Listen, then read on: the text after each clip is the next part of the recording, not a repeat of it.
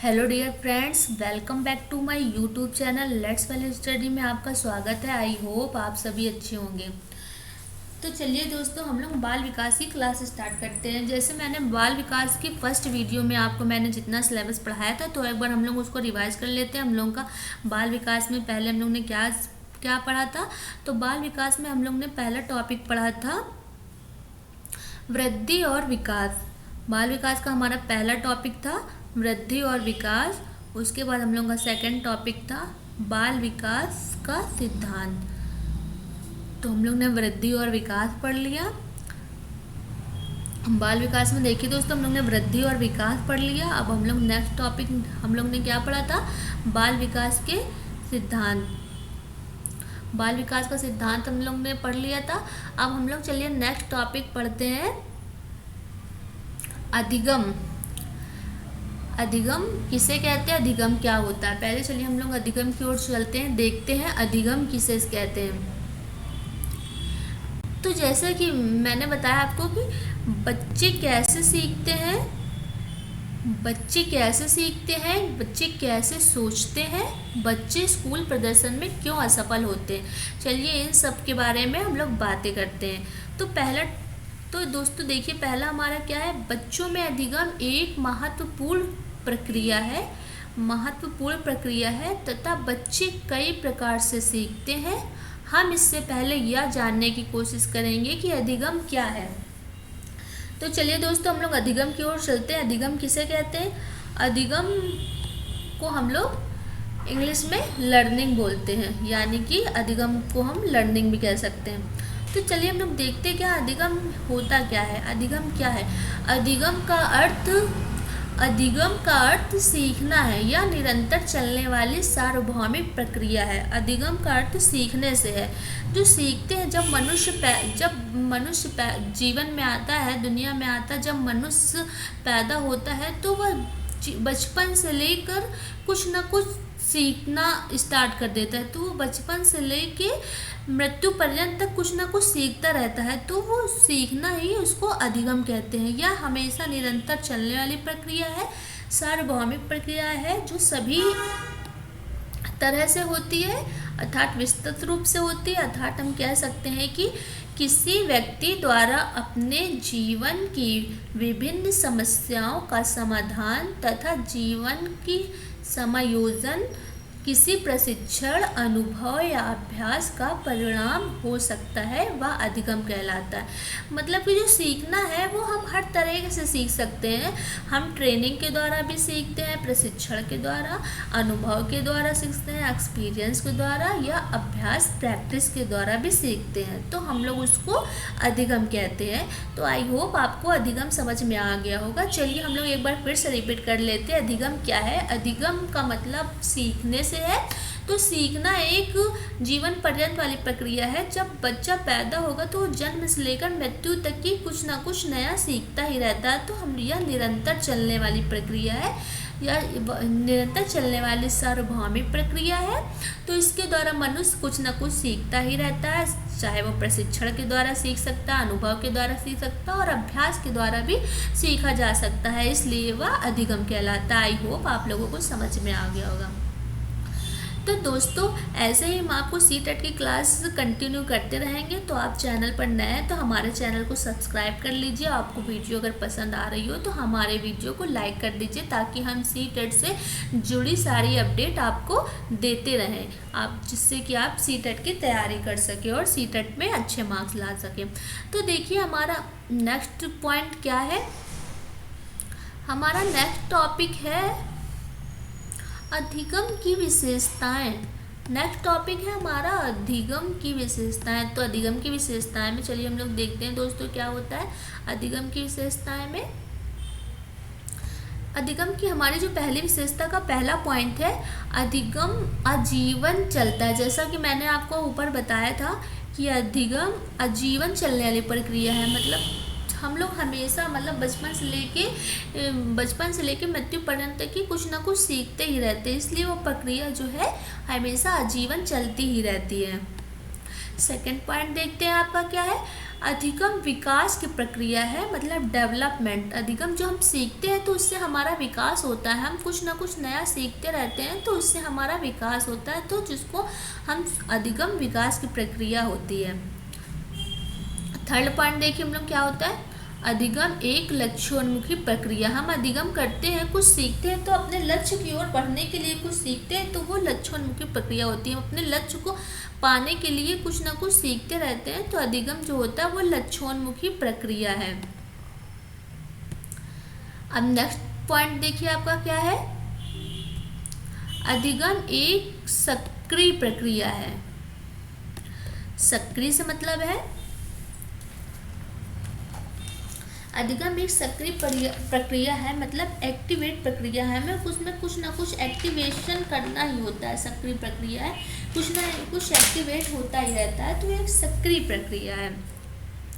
Next point आपका देखते हैं, अधिगम एक सामाजिक प्रक्रिया है। जब समाज में रहकर हम कुछ ना कुछ सीखते ही रहते हैं तो उसको सामाजिक प्रक्रिया के आधार पर भी इसकी विशेषता हो सकती है। तो अधिगम एक सामाजिक प्रक्रिया है, सीखना भी समाज में रहकर कुछ सीखते हैं हम लोग समाज से, तो वो भी अधिगम एक सामाजिक प्रक्रिया है।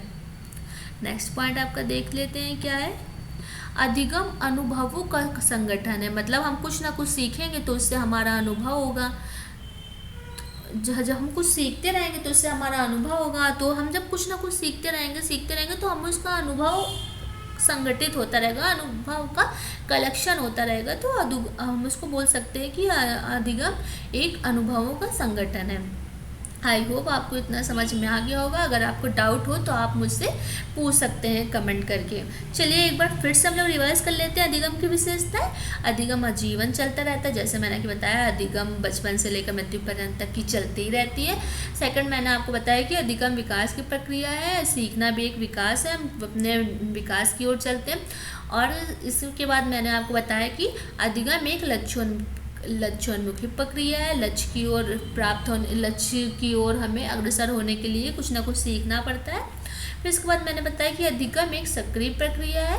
इसके बाद आपका नेक्स्ट पॉइंट है कि अधिगम एक सामाजिक प्रक्रिया है, समाज में रहकर हम लोग कुछ ना कुछ सीखते ही रहते हैं। और इसके बाद आपका नेक्स्ट पॉइंट है अधिगम अनुभवों का संगठन है, हम अनुभव के द्वारा कुछ ना कुछ सीखते रहते हैं। तो आई होप आपको इतना समझ में आ गया होगा।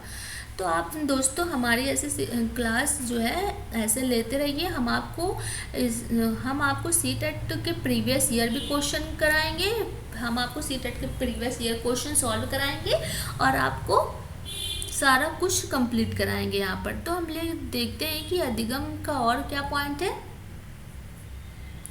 अधिगम एक सार्थक एवं जीवन उपयोगी प्रक्रिया या व्यवहार में वांछनीय एवं स्थायी परिवर्तन है। जैसा कि मैंने आपको बताया कि अधिगम सार्थक मतलब कि है सार्थक यानी कि अर्थपूर्ण।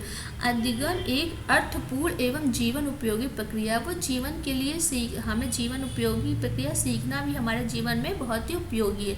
तो इसलिए एक अर्थपूर्ण जीवन उपयोगी प्रक्रिया है या व्यवहार में वांछनीय एवं स्थायी परिवर्तन। जब हम कुछ ना कुछ सीखते रहते हैं तो हमारे उसे सीखने समय व्यवहार में परिवर्तन भी होगा और इससे बहुत सारे व्यवहार में स्थायी परिवर्तन होंगे। तो हम इसे व्यवहार में वांछनीय एवं स्थायी परिवर्तन है। नेक्स्ट आपका अधिगम का स्थानांतरण हो सकता है, बिल्कुल हो सकता है, क्योंकि अधिगम का स्थानांतरण हो सकता है। जैसे हम सीखते रहते हैं तो उसका स्थान बदलता रहता है। अभी हमने छोटा से अनार सीखा, जब थोड़े बड़े होंगे तो छोटा से आम, बड़ा से आम होता है। मतलब हम धीरे धीरे हम सीखते रहते हैं तो उसका स्थानांतरण होता जाता है, वो बदलता जाता है।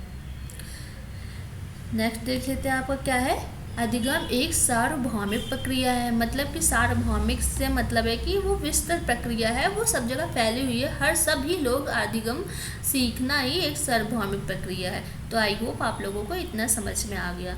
अब चलिए नेक्स्ट पॉइंट की ओर चलते हैं कि बच्चे कैसे सीखते हैं।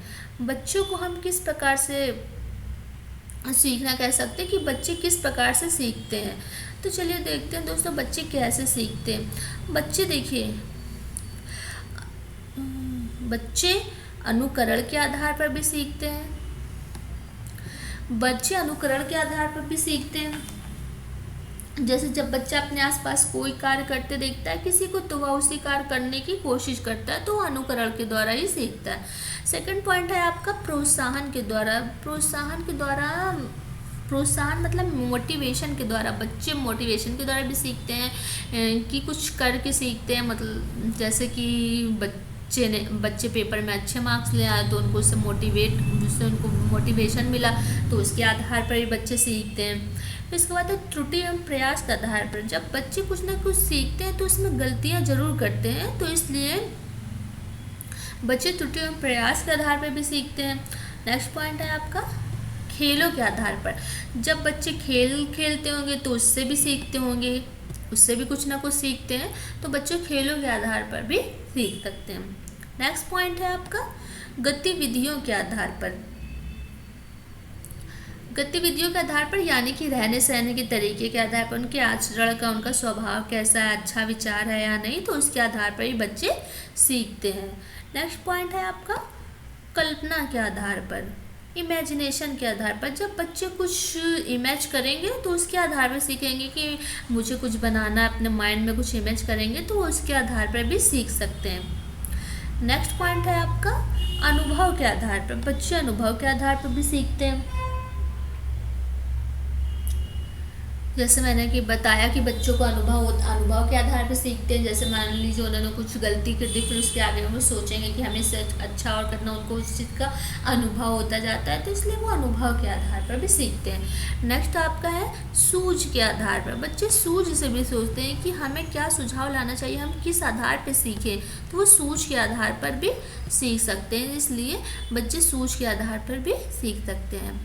आई होप आपको इतना समझ में आ गया होगा। चलिए हम नेक्स्ट देखते हैं बच्चे कैसे चिंतन करते हैं। मानव चिंतन करने की क्षमता उसे प्रकृति द्वारा दिया गया वह उपहार है जो उसे बाकी प्राणियों से अलग करता है। मतलब हम कह सकते हैं कि जो मानव चिंतन होता है वो उसमें जो मानव चिंतन होता है वो हर प्राणियों में होता है। मानव चिंतन जो है वो सभी प्राणियों में होता है। बाकी मानव चिंतन करने की क्षमता जो है वो हमें प्रकृति ने दी है। प्रकृति का वह उपहार है जो मनुष्य होता है। चिंतन करने की क्षमता जो है मनुष्य में ही होगी, तो इसलिए प्रकृति द्वारा दिया गया मानव चिंतन एक उपहार है जो बाकी सारे प्राणियों से अलग है।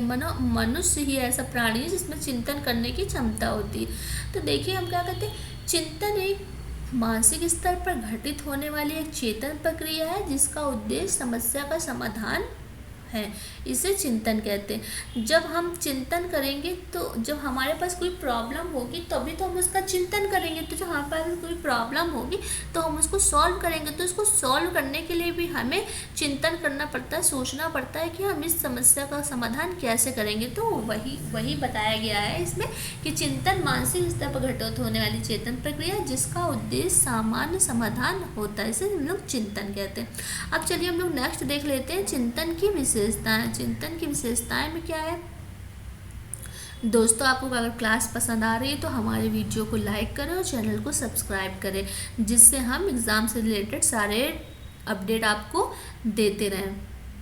नेक्स्ट हमारा पहला पॉइंट है चिंतन में, चिंतन की शुरुआत समस्या से होती है। जब हमारे पास कोई प्रॉब्लम हो, कोई समस्या होगी तभी तो हम उसका चिंतन करेंगे, तो उसकी स्टार्टिंग प्रॉब्लम से होती है। जब हमारे पास प्रॉब्लम होगी तो हम उसका सॉल्यूशन भी निकालेंगे, तो इसलिए प्रॉब्लम जब हमारे पास होती है तभी हम उसका सॉल्यूशन निकालेंगे। तो हम किसके द्वारा निकालते हैं, चिंतन के द्वारा, कुछ सोचने के द्वारा।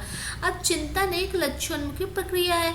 चिंतन सोचना भी एक लक्ष्य है, हम अपने लक्ष्य की ओर बढ़ने के लिए कुछ चिंतन करते हैं, कुछ सोचते हैं, तो वो भी एक प्रक्रिया है, लक्ष्योन्मुखी प्रक्रिया है। नेक्स्ट पॉइंट है आपका चिंतन मनुष्यों में सार्वभौमिक है। सभी मनुष्यों में, जब मनुष्य होंगे तो उनमें सोचने की क्षमता भी होगी, तो उनमें वो सभी मनुष्य में फैली हुई है। जो चिंतन है सार्वभौमिक मतलब विस्तृत रूप से सभी मनुष्यों में होती है चिंतन की प्रक्रिया। नेक्स्ट पॉइंट है हमारा चिंतन में मुद्दा या विचार शामिल होता है। बिल्कुल शामिल होता है। जब कुछ सोचने के लिए हम पास टॉपिक होना चाहिए कि हम किस बारे में चिंतन कर रहे हैं, क्या सोच रहे हैं। हमारे पास कोई एक टॉपिक होगा तो हम उसके बारे में सोचेंगे कि हमें ये करना है, फिर हमें उसके बारे में वो करना, तो हम उसके बारे में भी सोचेंगे, चिंतन करेंगे, इसलिए इसमें मुद्दा विचार जरूर शामिल होता है। नेक्स्ट पार्ट आपका देखिए क्या है, चिंतन में कुछ संकेत और वस्तुएं शामिल होती हैं। जब हम चिंतन करेंगे तो उसमें कुछ ना कुछ ज़रूर शामिल होगा। हम किस चीज़ के बारे में सोच रहे हैं, कोई वस्तु है उसके बारे में सोच रहे हैं, या कोई चीज़ हम उसके बारे में सोच रहे हैं, तो उसको चिंतन करने के लिए हमें संकेत और उसमें वस्तुएं भी शामिल होती हैं।